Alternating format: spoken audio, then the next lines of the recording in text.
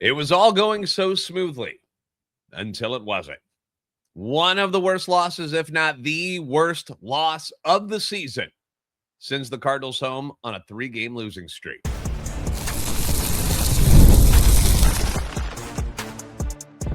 You are Locked On Cardinals, your daily St. Louis Cardinals podcast, part of the Locked On Podcast Network, your team every day. Hey there, Cardinals fans. I'm JD Haffern, and on today's show, we had a monster day for two of the top young prospects at Springfield. What's going on with Masyn Winn? Why didn't we see him much over the weekend? But let's get into what will certainly go down as one of the worst losses in recent memory, and in the end could be the worst loss of the season on Sunday in Philly. And before we start this, I just want to say that if you were angry after this game, or maybe you broke something of value that was in the vicinity of your TV, or maybe you broke your TV, I was right there with you. I was. Luckily for me, I was not in front of the television during the final inning. With the score 4-0, heading to the bottom of the ninth, my wife and I decided, you know what? Let's get out of the house. Take the dog for a walk. It's 4-0. I'm like, hey, we can do that. Normally, I would wait until the game is over to do something like that. But here I was, supremely confident that no matter what the Phillies cooked up in that ninth inning, there's no way Riley O'Brien is blowing a 4-run lead. And I couldn't have been more wrong. And he did it in spectacular fashion. The park is not far from where we live, so as we walked around, I got John Rooney and the boys in the earbuds. I hear the leadoff double by Bryce Harper after being up 0-2, which is going to be a theme.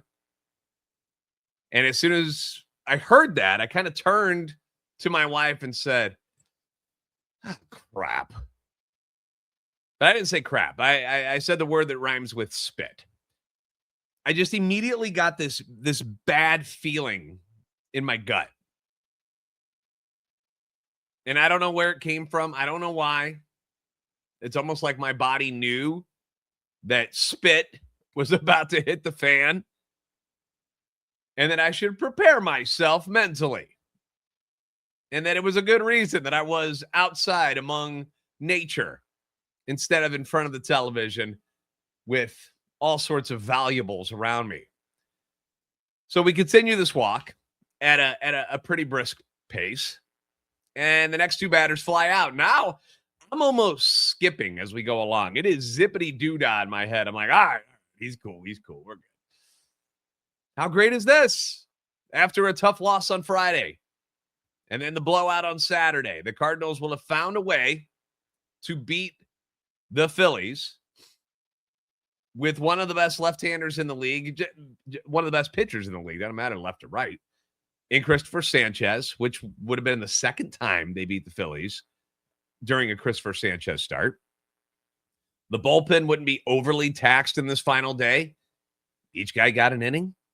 You get to come home with the momentum after what would be a 6-5 road trip against the Cubs, Reds, and Phillies, where you played 800 games in 700 days. What a success. At least you went on a good one. We say that a lot here at Locked On Cardinals. And on a good one, right? 2 out. Bryce Harper still on base at second. O'Brien goes up 0-2 on JT Realmuto.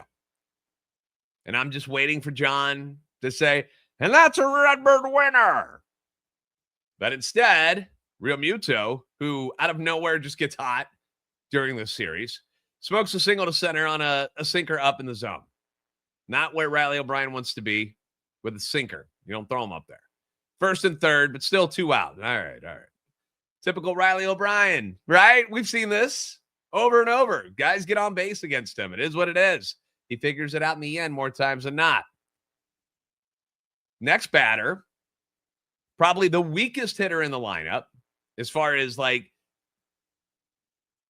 because there's other guys that aren't good hitters, but have been doing damage against the Cardinals. We'll get to them. But Justin Crawford is now in the box. This is the guy, right? You can get this guy. No. Riley O'Brien randomly cannot throw strikes to Justin Crawford, of all people. Dude's got 2 home runs all year. This is the one guy that you feel like if you just throw it down the middle, you can get this dude out. With the movement that Riley O'Brien's got on his sinker, it's not going to put one over the wall on you. Lay the thing in there, Riley. But he walks him on 5 pitches. And that's when I tweet out, seriously, why is it always like this? Why does it always feel like they are fighting to the very end to close out games that under normal circumstances would be easy finishes? I don't have stats to back it up. It just feels like that all the time. They never can just do it the easy way. So I'm still on this walk. My pace begins to slow down a little bit. Wife is starting to notice some uneasiness in my demeanor. Tying run is now at the plate in the form of former Cardinal Edmundo Sosa. Awesome. Talked about the revenge game of Edmundo Sosa and other former Cardinals, and for whatever reason, the Cardinals just suck at getting out guys who used to play for them. Edmundo Sosa has 3 hits in the month of August against people not named the St. Louis Cardinals. Coming to this at bat, he had 5 against just the Cardinals. And after going up 1-2 in the count, again, we're a strike away from finishing this bad boy off. Sosa hits a sweeper down the line in left field. Wasn't hit particularly hard, but for whatever reason, the Cardinals don't have Blaze Jordan, who is not the swiftest of people. They don't have him playing no doubles defense. He's off the line for whatever reason. And it sneaks past his diving effort for a 3-run double to make it 4-3. Now, I have completely stopped in my tracks on this walk. The walk has stopped. The dog's staring at me like, the hell's going on, man? Edmundo Sosa now has 6 hits against the Cardinals this month in August. He's a .220 hitter with an OPS plus under 70. And he's destroying them over and over and over. What voodoo is this? The guy's hitting .545 with 3 doubles and 7 RBIs against the Cardinals this year. What the fudge? Why can everyone else get this guy out except the Cardinals pitching staff? It drives me up a freaking wall. Riley O'Brien, next hitter, again, goes up 0-2 to the next guy, Brian De La Cruz, who hits one off his shoe tops. That's not a strike. That's not a bad pitch. But he does it, and it goes through the hole between short and third. Sosa scores. We are tied. At this point, I just want to turn the game off of my phone. But listening to this train wreck continue is part of my job. So I leave it on. I'm like a cartoon. There's freaking smoke coming out of my ears at this point. Ollie comes out, leaves Riley in the game. I don't know who was left in the pen, if anybody had anything left. He obviously knew that they're tied. They're going to have to put somebody in next inning, and I'm trucking Riley O'Brien out again. And he leaves him in against Kyle Schwarber. Now, you don't want to walk Schwarber. I get it. Because you would put De La Cruz into scoring position. I get it. But at the same time, Kyle Schwarber or Trey Turner, righty-lefty or righty-righty? What would you rather screw around with?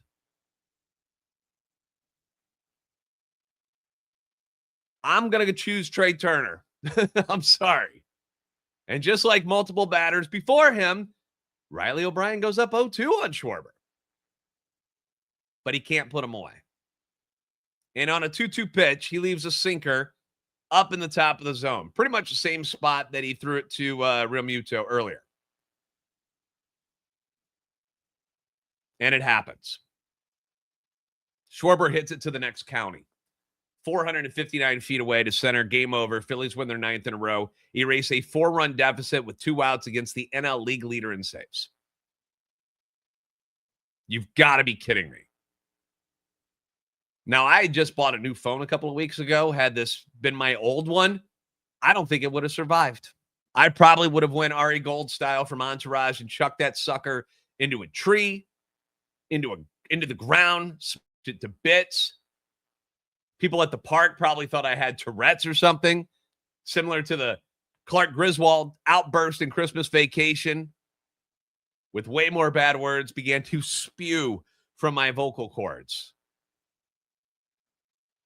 People had to be frightened around me.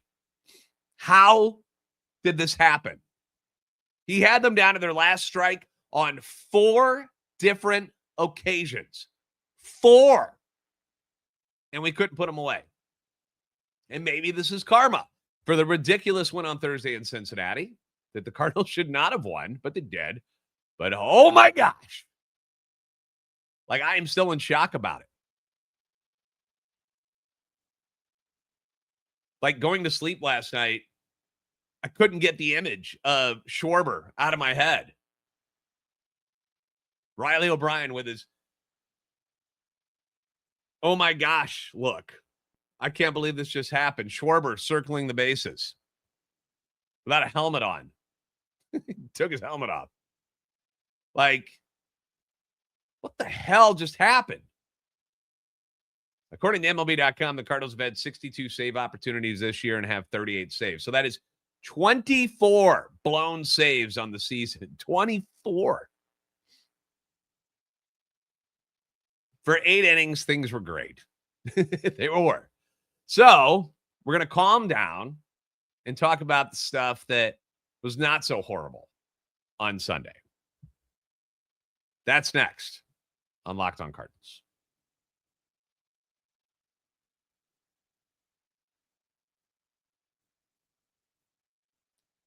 Running a business shouldn't feel like you're trying to connect a bunch of systems that were never designed to work together. One app for accounting, another for inventory, another for sales. Somehow none of them talk to each other. And that's where Odoo comes in. Odoo is an all-in-one business management software that brings every part of your business together and does it in one powerful platform. From sales and accounting to inventory and marketing, everything works in one place, helping your team move faster, stay organized, and focus on growing the business instead of managing software. The best organizations know that success isn't just about talent. It's about having everyone working together towards the same goal. And it's true in sports just like it is in business. You know, the Cardinals, we know, are pulling in the same direction as part of this reboot. They're trying to rebuild the farm system at the expense of winning games at the major league level for at least this year. We knew this was coming. It was a coordinated effort across the entire organization. And it's working. The farm system is getting better. Great organizations win because operations matter. And that's why you should get Odoo. Try it for free today at odoo.com/lockedon. That's odoo.com/lockedon.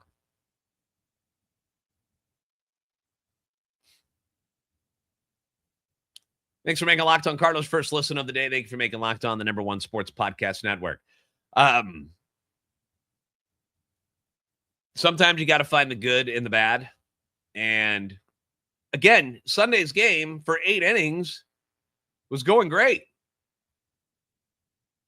Kyle Leahy was fantastic again. And it stinks that we are getting to the point where his innings are capped and they won't use him anymore. Well, at least not like to an extent of a normal starter. And there's a lot of questions online. A lot of people are like, why is this a thing? What if we don't even play next year because of the impending strike or lockout, whichever one it is? I forget. I think it's lockout. But you still got to move forward as if you are going to have a 2027 season. They got 4 innings out of him on Sunday, 0 runs, 2 hits, 2 walks, 4 Ks, lowers his ERA to 3.13 on the year. It's been outstanding. Making 11 straight starts with giving up 2 runs or less. In the month of August, 4 starts, 3 runs, only 19 innings. But we knew that this was the plan. And those of you who are in the comments section and are shocked that he was taken out early clearly have not been paying attention. You're not an everydayer. Because if you were, you would know that this was coming up. This is how it was going to be. The whole season has been about the future, not 2026. Yeah, they're going to compete. They're going to say things like that. And yeah, we're going to try to win ball games. We're not here to lose. But in the end, the eyes of the organization are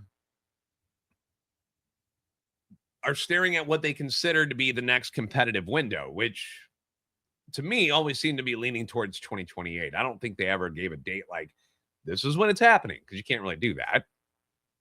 Now, for most of this season, excuse me, we've heard the phrase ahead of schedule regarding this team. They were not expected to be where they are now.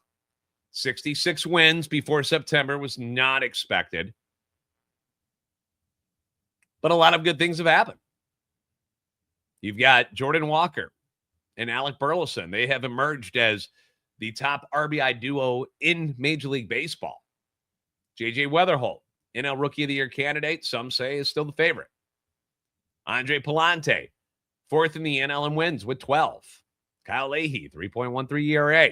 If he was qualified, because he doesn't have the innings to be qualified, that would be seventh best in the National League. Riley O'Brien, despite how everyone feels about him today, leads the NL in saves. This team has outperformed what many experts thought they would. And that should be applauded. Well done, Ollie, to the staff, to the players.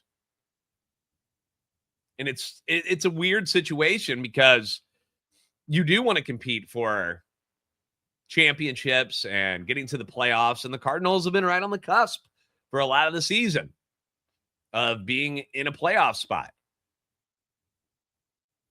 But that wasn't part of the plan. They didn't expect it.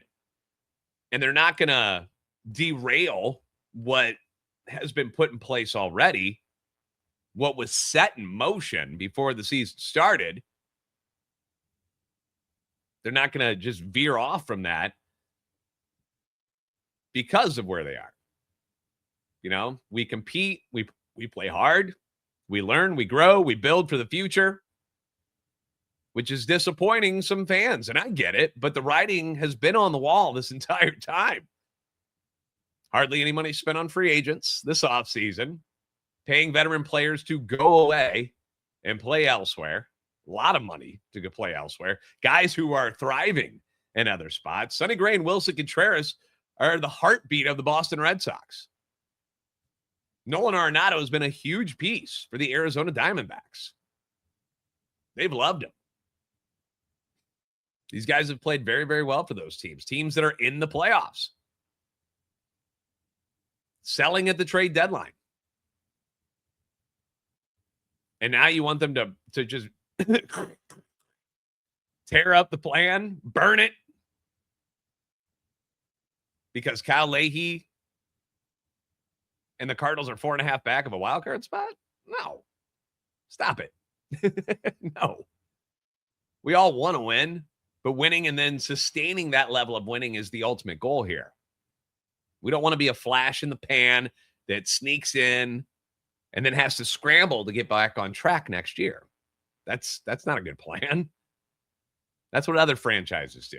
Let them freak out and make bad decisions. The Cardinals are trying to get back to who the Cardinals have always been.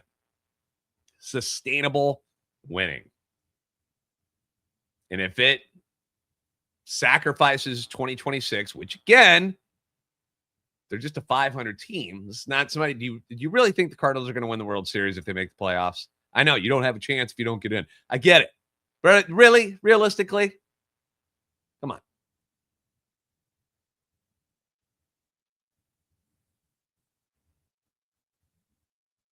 And again, for next year, like as some of the comments have mentioned, like, you know, is there even going to be a season next year? We don't know. Most people believe there's going to be a delay at the very least.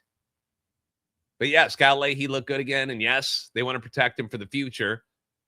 The one thing that stands out to me is 29 years old. We're not talking about a 22-year-old kid that needs protection. This is a 29-year-old man at this point. So, but this is what they've decided to do. But even if he threw 7 innings yesterday, does that mean Riley O'Brien's not going to implode like he did? So you're finding things to be mad about, and you don't need to. There are plenty of things to be mad about outside of protecting Kyle Leahy's arm. Now, the rest of the bullpen was good on Sunday, too. Luis Gastelum rebounding from the loss on Friday. Rookie has been placed in some very tough spots. You got to remember, he had never pitched above Double-A till this year.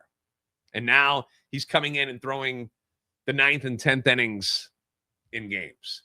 And you guys can be hard on him all you want, and that's fine. But he's going to be better for this moving forward. We've seen games where he has looked incredible. And then there's games where, sometimes you get hit. But that's part of this process and learning. He keeps taking the ball. He hasn't shown any fear. He has shown growth, and I like it. Justin Brule, George Soriano, scoreless innings. Ryan Stanek, who gave up the big grand slam in Cincy on Thursday, a shutout inning. Good for them. Good for them to pitch better their next time's out. Everything was working beautifully until the 9th inning. Offensively, 4 runs on 9 hits against Christopher Sanchez? Hell yeah. No, I'm not disappointed in what I saw on Sunday. I hated the 9th inning, but I loved what I saw the rest of the game from everybody. Like, Sanchez is an absolute stud, and you had him beat.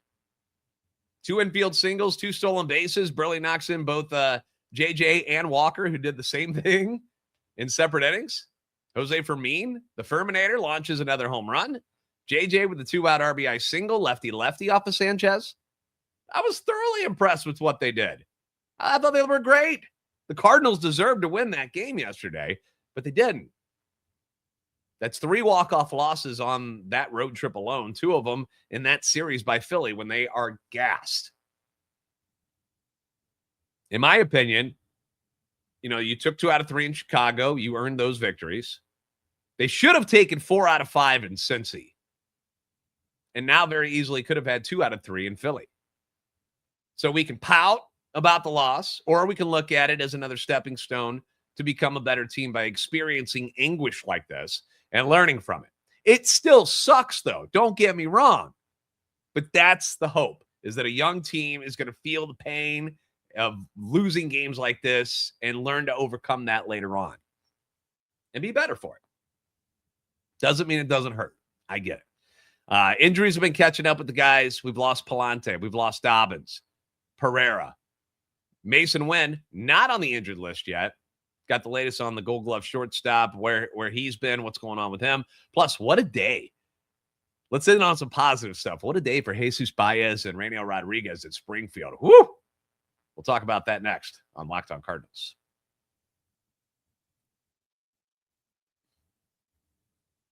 A big thank you to our friends at Amazon for this limited break this back-to-school season. Spend less on your kids with Amazon. We all know how crazy back-to-school shopping experience can be. It starts with a few items on your list. Start checking them off, and suddenly you're shopping for, wait a second, supplies, clothes, lunch gear, tech, and about 10 of the things you didn't see coming. It all adds up quickly. When the teacher's supply list arrives, somehow every item feels completely reasonable on its own, and then you add everything together and realize just how much stuff one kid needs for one school year. When you buy clothes for back to school, then your kid has a growth spurt 2 weeks later. It happens, and you're right back where you started. Sometimes it genuinely feels like they're growing faster than your budget can keep up.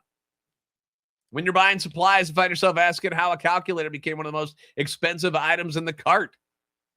Not expecting math to start costing me money before school even begins. It feels like there's a life lesson in there somewhere. We're still trying to figure it out, though. So remember, with Amazon's low back-to-school prices, just spend less on your kids. Because every dollar you don't spend on them is a dollar you haven't spent on them. Shop back to school at Amazon and spend less on your kids.